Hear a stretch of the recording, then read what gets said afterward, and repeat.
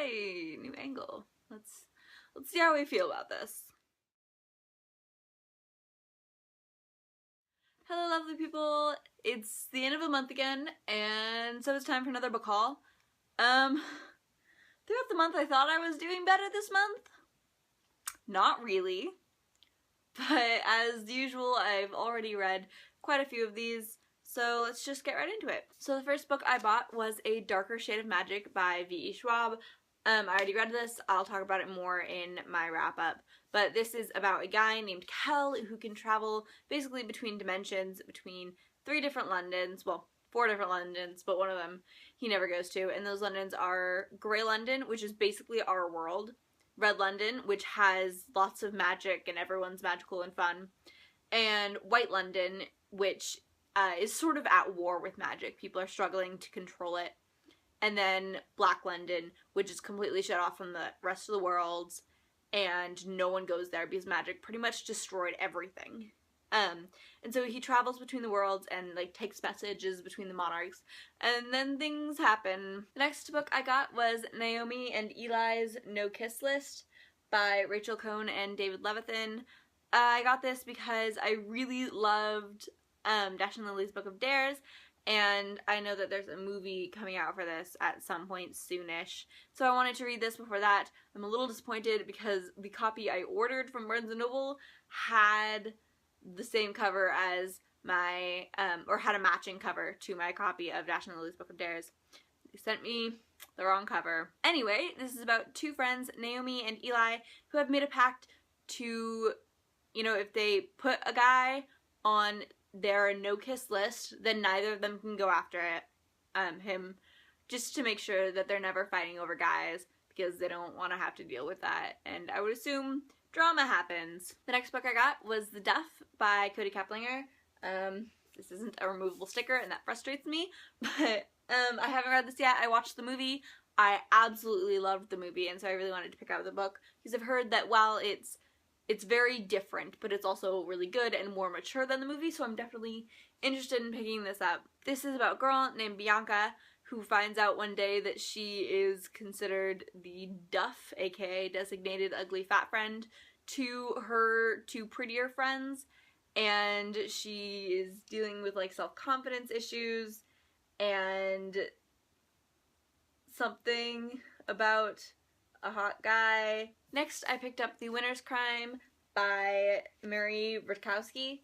This is the sequel to The Winner's Curse, so can't really talk about the plot of this one, but the first book was about a girl who lives in a society where she either has to get married or join the army, and she doesn't really want to do either. She kind of just wants to hang out and play music and be happy, but her dad, who is the general of the army, doesn't want her to do that, and one day she's just hanging out in the market and she adopts a slave and things change from there. I really liked it, and so I'm not sure when I'm gonna get around to this, but I'm definitely going to get around to it at some point. Next, I picked up Dorothy Must Die Stories by Danielle Page. This is a collection of short stories in the Dorothy Must Die world that came out sort of in preparation for the sequel that was just released, I think today, or it was released really recently. And so I'm just going to I may read this before I read The Wicked Will Rise, just to sort of refresh my memory. This world is about Oz, but Dorothy came back and sort of took over and became an evil queen. And it's really fun. I really loved the first one, and so I'm definitely interested in picking up this. Then I picked up 1,000 Pieces of You by Claudia Gray. I honestly don't really know a ton about the plot. All I know is that everyone is obsessed with the cover, and I can see why. It's gorgeous. But I am using this to fulfill in my reading challenge. One of the things is a book that you picked up just because of the cover, so I'm going to use this to fulfill that challenge. So I can't talk about the plot because I don't really know anything about it. Then I grabbed The Alex Crow by Andrew Smith. Again, I've already read this.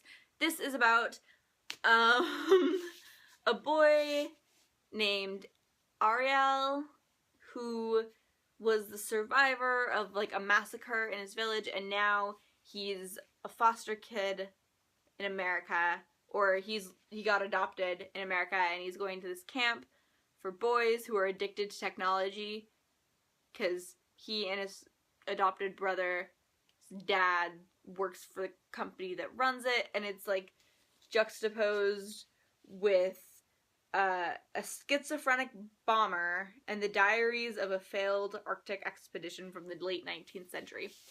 As with the rest of Andrew Smith's books, very strange. Talk about it more in my wrap-up. Very strange. Then, and I've been so excited for this one to come out, I got Hold Me Closer, the Tiny Cooper story by David Levithan. This is the play that Tiny Cooper writes in Will Grayson by John Green and David Levithan, and that is a book that I hold very near and dear to my heart. I absolutely adore it, and so I was so excited to read this. I think I was in the middle of another book when I picked this up, and I put that down so that I could read this, and I read it like all in a day. I bookmarked my favorite parts, as you can see, which is something that I rarely do in books, which just goes to show how much I love this. It's just the life story of Tiny Cooper and all his boyfriends, and I'll talk about it more in my wrap-up. Then I went to Comic-Con and I picked up a couple graphic novels, which I already talked about in my Comic-Con haul, so I won't talk too much about them, but I got Deadly Class by the first names. First names are inside. I learned that after I filmed my first haul. Rick Remender, Wes Craig, Lee Lowridge, Russ Wooten, and Sebastian Gierner. And this is about a school for assassins. Then I got Saga by Brian K. Vaughan and Fiona Staples. This is sort of a intergalactic Romeo and Juliet, I think. Then I picked up The Wicked and the Divine by, let's see if I can find the list, Kieran Gillen and Jamie McKelvey. It's the author and the artist. And this is about gods who reincarnate on Earth every 90 years and then are basically superstars for 2 years and then they die. Then one thing that I actually also got at Comic-Con but forgot to mention in my haul is The Ocean at the End of the Lane by Neil Gaiman, and this is actually signed. And this is, I actually don't know a ton about the plot of this book. I think it's about sort of a creepy house thing, maybe? No, I don't know. But all I know is that it's really short and I've heard amazing things about it. My friend and I were at half price and I found a book that I already have, but I got it in hardcover because I just had it in paperback before, and that is City of Glass by Cassandra Clare. This is the third book in the Mortal Instruments series, the one about shadow hunters, and it's amazing. And if you haven't read it, what are you doing with your life? I love it. It's fantastic. And so yeah, now the only book in the Shadowhunter Chronicles that I don't have in hardcover is City of Ashes. Then in the same half-price books trip, I found this beauty. This is Aragon by Christopher Paolini, and it is like a UK special edition or something. If you don't know what this book is about, it's a boy in a country called Alagasia that has sort of a tyrant king, and he finds a dragon egg one day and he becomes an epic dragon rider with lots of cool magic powers and stuff. And this edition is just super pretty. It's all shiny and blue and nice, and I'm gonna put it with all the rest of my pretty books. Then I got Vanishing Girls by Lauren Oliver. This is a new release this month. This is about a girl whose sister goes missing and she has to figure out what happened, I believe. I love Lauren Oliver's other books, so this is probably going to be one of the next ones I pick up. And then the last one I have here for you is one that I actually just got, like, I literally just got back from Barnes & Noble, and that is Catalyst by Lydia Kang. This is the sequel to Control. It's the last one in the series, in the duology. Little upset about the cover change, but, you know, whatever.